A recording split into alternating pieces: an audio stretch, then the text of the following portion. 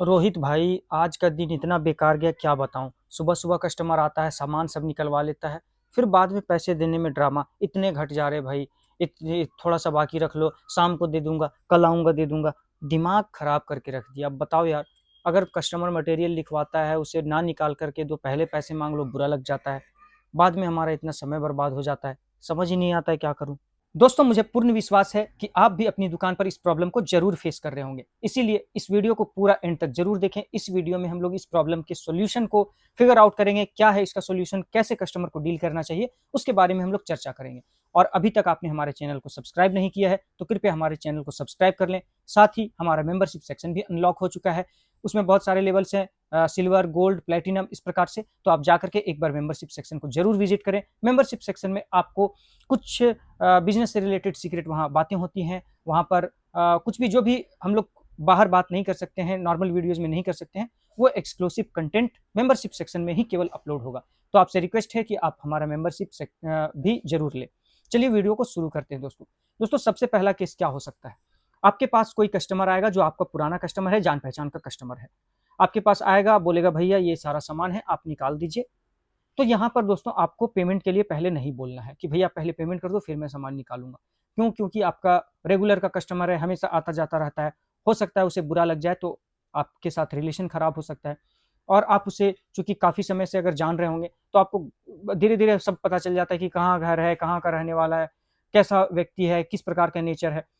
तो आपके आपके पुराने कस्टमर हैं और अगर अच्छे नेचर के कस्टमर हैं तो उनसे पेमेंट पहले नहीं मांगना है। जो भी बोल रहे हैं सामान निकालने के लिए निकाल करके दे देना है, उसके बाद पेमेंट मांगना है। हाँ, अगर कस्टमर बोलता है कि पहले आप एस्टिमेट बना दीजिए, क्या बजट जाता है उसके बाद मैं डिसाइड करूंगा, तो आपको सबसे पहले एस्टिमेट बना देना है। दूसरा ऑप्शन क्या हो सकता है कि कोई नया कस्टमर आपकी दुकान पर आता है या बहुत कम जो जिनका आना जाना है वैसे कस्टमर आते हैं। अब मान लीजिए वैसा कस्टमर आपकी दुकान पर पाइप फिटिंग लेने के लिए आ जाता है, एक बड़ा सा लंबा सा पुर्जा लेकर के आता है और बोलता है कि भैया ये सामान पाइप फिटिंग का निकाल दीजिए। पहले तो वो आपसे रेट वगैरह पूछेगा, आपसे एस्टिमेट बनवाएगा कि कितना बजट जाएगा। आप एस्टिमेट बना सकते हैं, पेन पेपर यूज करते हैं तो पेन पेपर से बनाइए। अगर आप सॉफ्टवेयर यूज करते हैं तो सॉफ्टवेयर से बनाइए। सॉफ्टवेयर नहीं है तो आप हमसे ले सकते हैं, हम लोग व्यापार के पार्टनर हैं। बहुत ही रीजनेबल रेट में आपको सॉफ्टवेयर प्रोवाइड करवा दिया जाएगा। तो आप उसका कस्टमर का एस्टिमेट जो भी है वो बना देते हैं। उसके बाद कस्टमर डिस्काउंट के लिए जो भी है बात करता है कि भैया इतना लेस करना है। अब यहाँ पर आपको ध्यान देना है जो डिस्काउंट से रिलेटेड है। कई बार क्या होता है, आप एस्टिमेट बना देते हैं, कस्टमर बोलता है सामान निकाल दीजिए। निकलवा लेने के बाद फिर होता है डिस्काउंट का बात कि भैया अब तो मैं इतने पैसे दूंगा। सामान निकलवा लेगा, उसके बाद बोलेगा कि कितना बिल हुआ था भैया, 40,000। तो 40,000 में भैया 500 कम कर दीजिए, 1,000 कम कर दीजिए। तो ये चीज़ें जो डिस्काउंट से रिलेटेड है, कितना अमाउंट एग्जैक्ट आपको कस्टमर से लेना है, ये आपको पहले ही डिसाइड कर लेना है। पहले ही बता देना है कि भैया 40,000 का अमाउंट है, मैं आपसे 200 रुपये डिस्काउंट आपको दे पाऊंगा और बाकी पैसे मैं पूरा लूंगा। ये सब टर्म्स आपको पहले डिसाइड कर लेना है। उसके बाद अगर कस्टमर बोलता है कि सामान निकाल दीजिए, तो फिर आपको वहां पर बोलना है एक बार कस्टमर को कि भैया ठीक है सामान आपका निकल रहा है, मैं बोल देता हूँ। आप स्टाफ को बोल दीजिए कि हाँ भैया का सामान निकालो, ये चिट्टा लो। भैया आपका सामान जब तक निकल रहा है तब तक आप थोड़ा काइंडली पेमेंट करवा दीजिए। अब जैसे ही आप पेमेंट के लिए बोलेंगे तो कस्टमर के पास दो ऑप्शन है। या तो अगर कस्टमर सीधा साधा नॉर्मल है, उसे उतना मतलब ये नहीं है, उसके दिमाग में ऐसा कुछ लोड नहीं है कि नहीं सामान निकलेगा तभी मैं पेमेंट करूंगा, तो सिंपली वो बोलेगा हाँ भैया ठीक है, आप क्यूआर दीजिए या कैश देना है तो वो आपका पेमेंट कर देंगे। लेकिन कई बार क्या होता है, कस्टमर को बुरा लग जाता है और वो थोड़ा रूड भी हो जाते हैं और इस प्रकार से बोलने लग जाते हैं कि क्या भैया अभी सामान भी नहीं निकला है, पहले सामान निकलेगा, सामान में मिलाऊंगा उसके बाद ना पैसे दूंगा। क्या मैं अब सामान लेकर के भागा जा रहा हूँ क्या? आप इतना टेंशन क्यों ले रहे हैं? आप पहले सामान निकालिए, सामान निकालेंगे, सामान में देखूंगा, मिलाऊंगा, उसके बाद मैं पेमेंट करूंगा। तो अगर इस प्रकार से बोलता है तो भी आपको शांत रहना है, कुछ नहीं करना है। चलो भैया ठीक है, सामान निकल रहा है आपका। अब सामान निकाल करके आप उसे पैक कर देते हैं, मिला देते हैं। उसके बाद पहला ड्रामा जो मैंने बोला पहले ही, डिस्काउंट को लेकर के, तो डिस्काउंट का प्रॉब्लम आपको पहले ही हल कर लेना है कि इतना अमाउंट मुझे चाहिए, इसमें और फर्दर कोई डिस्काउंट नहीं हो सकता है। तो सामान निकालने के बाद फिर डिस्काउंट वाला परेशानी खत्म है, वो डिस्काउंट के लिए नहीं लड़ेगा। दूसरा क्या हो सकता है, पेमेंट करने में इशू आ जाता है। पैसे निकालेगा फिर बोलेगा कि अरे 40,000 का बिल है भैया, ये 5,000 रुपये तो कम हो जा रहा है। तो ये एक काम करिए, आप इसे लिख लीजिए, मैं शाम को आते आऊंगा इधर दे दूंगा। ये हो गया एक आपके लिए परेशानी। आपको उधार करना नहीं है, आप कस्टमर को जानते नहीं, आप उधार देंगे नहीं, तो फिर आप अब यहाँ पर असली प्रॉब्लम शुरू होता है। आप फिर मना करोगे कि नहीं मैं उधार नहीं दूँगा, फिर कस्टमर गुस्सा होता है कि नहीं आप इतना नहीं ट्रस्ट करते हैं क्या? उसके बाद दूसरा और क्या इश्यू हो सकता है, उसका प्रॉब्लम हो जाता है, अगर यूपीआई से कर रहा है तो हो सकता है बैंक का सर्वर डाउन है, वहाँ से पेमेंट नहीं हो रहा है। कई बार ऐसा होता है जो मैंने खुद देखा है अपनी दुकान पर, 1-1 घंटे तक कस्टमर किसी और से थर्ड पार्टी से पेमेंट करवा रहा है। सामान सब कुछ निकलवा लिया, निकलवाने के समय में कुछ नहीं बोलता है। जब सामान सामान निकल गया, सब कुछ पैक हो चुका है, उसके बाद वो फलाने आदमी को फ़ोन कर रहा है कि भैया पेमेंट तो वो करेंगे, अच्छा वो बिज़ी हैं, वो रास्ते में हैं, वो ड्राइव कर रहे हैं, वो कहीं और हैं, थोड़ा आधा घंटा रुकिए। ये सब कुछ ड्रामा शुरू हो जाता है। इसीलिए हम दुकानदार भाई ये चाहते हैं कि पेमेंट पहले मिल जाता है, तो उसके बाद हम लोगों के साथ कोई प्रॉब्लम नहीं होता है। तो दोस्तों अगर आप इस टाइप के ड्रामा में फँस जाते हैं तो आपको ड्रामा को तो झेलना पड़ेगा। आपको क्या करना है, किसी प्रकार से कस्टमर से पेमेंट ले लेना है, उसके बाद ही मटेरियल देना है। अब यहाँ भी 2 तरह के कस्टमर होते हैं, हो सकता है एक जो नेटवर्क वगैरह का इश्यू होता है वो हो सकता है जेन्युइन हो, थोड़ा लेट हो, कर देते हैं पेमेंट, कोई दिक्कत नहीं। और कुछ लोग जो खास करके आपको उधार में फँसाना चाह रहे हैं ना, उनका चेहरा आपको बहुत अच्छे से नोट कर लेना, उनका डेटा बहुत अच्छे से नोट कर लेना है। ये दोबारा आपकी दुकान पर ज़रूर आते हैं और फिर दोबारा आपके साथ वो ड्रामा करना चाहते हैं। इसीलिए उस टाइप के कस्टमर को आपको धीरे-धीरे पहचानना है। हम लोग अभी क्या है कि जब दुकानदार पुराने हो जाते हैं, तो कस्टमर को देखते ही पहचान जाते हैं कि इस कस्टमर से पहले पैसा लेना है, उसके बाद ही सामान निकाल के देना है। ये कुछ लोग पुराने कस्टमर भी होते हैं, जो हमेशा आपकी दुकान पर आते-जाते रहते हैं, लेते रहते हैं और हम धीरे-धीरे उनके नेचर को बहुत अच्छे से पहचान जाते हैं और हमें पता होता है कि ये सामान निकलवाने के बाद ज़रूर कुछ ना कुछ ड्रामा करेगा। फिर बोलेगा कि ठीक है तो नहीं आप देंगे उधार में तो चलो 2 सामान कम कर लो, फिर निकालो, फिर रखो, फिर करवाओ, ये सब ड्रामा शुरू हो जाता है।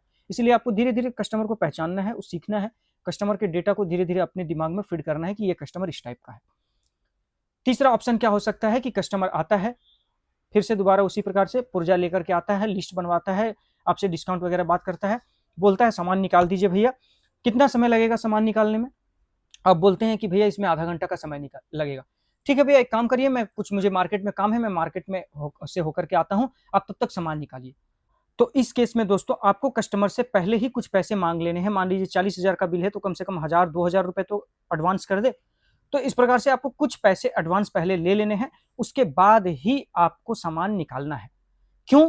क्योंकि इस केस में भी हम लोग कई बार फँस चुके हैं, क्योंकि कई बार क्या होता है कस्टमर सामान निकलवा लेता है, आपकी दुकान से कहीं बाहर जाता है, उसके बाद फिर हो सकता है उसके दिमाग में कुछ आए, वो किसी और दुकान पर विज़िट करता है, वहाँ दुकानदार किसी और प्रकार से उसको कन्विंस करता है। तो हो सकता है कि कस्टमर को कन्विंस अगर कर लिया या किसी और ब्रांड के ऊपर समझा दिया, तो आपकी दुकान पर फिर वो दोबारा लौट कर के वापस भी नहीं आएगा। या फिर कई बार ऐसा होता है कि फिर अचानक से मिस्त्री का फ़ोन आया उसके पास कि भैया मैं अभी 4 दिन तक काम पर नहीं आ पाऊँगा, तो थोड़ा-सा आप देख लीजिए। अब क्या है कि कस्टमर आपके पास आकर के क्या बोलेगा कि भैया 4 दिन तक मिस्त्री नहीं आएगा, थोड़ा मैनेज कर लीजिए, मैं 4 दिन के बाद सामान आपसे ले जाऊँगा। तो बहुत प्रकार से कस्टमर मतलब अगर पेमेंट नहीं दिया है, सामान निकालने के लिए बोल दिया, आप निकाल दे रहे हैं, तो उसके पास बहुत ऑप्शन होते हैं, बहुत सारे बहाने होते हैं, अगर उस कस्टमर को सामान नहीं ले जाना है तो। आप फिर रोक नहीं पाएँगे उसे, वो कुछ ना कुछ बहाना करके आपकी दुकान से निकल जाएगा। इसीलिए आपको एडवांस पहले कुछ ना कुछ 1000, 1200, 2000 कुछ पैसे तो आपको एडवांस मिल जाए, कुछ आपको ले लेने हैं। अगर आप उतना पेमेंट एडवांस ले लेते हैं तो कस्टमर एकदम 100% गारंटी है कि वो आपकी दुकान पर आएगा और सामान लेकर के जाएगा। अगर रेट से के बारे में कहीं इश्यू होगा या किसी और दुकान में जाकर के रेट पता करके आएगा, तो भी फिर वो दोबारा आपकी दुकान पर लौट करके आएगा और बताएगा कि भैया इस चीज़ में मुझे रेट अधिक लग रहा है।